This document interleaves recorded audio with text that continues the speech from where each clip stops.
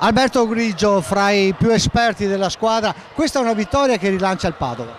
Sì, servivano i 3 punti anche perché abbiamo, diciamo, l'obiettivo delle Final 8 prossimamente, quindi questa vittoria era importante per rilanciarci e fortunatamente è arrivata, quindi bene così, siamo molto contenti di questa prestazione. Voi avete 2 partite sulle quali rimpiangere che sono coincise anche con le 2 sconfitte, si tratta di non ripetere più quegli errori.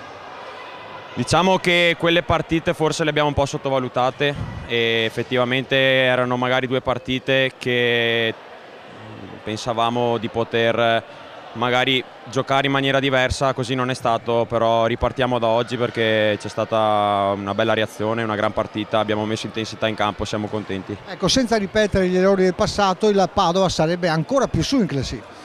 Sì, probabilmente sì, però analizzando tutte le partite forse la posizione in cui siamo adesso è la posizione che ci meritiamo. Da adesso in poi, ripeto, ripartiamo e speriamo di non ripetere appunto gli errori che abbiamo commesso in passato. C'è questo Altamarca che forse vincerà il campionato secondo te? Sapevamo che questa squadra era stata allestita per vincere il campionato, così sta facendo, bravi loro.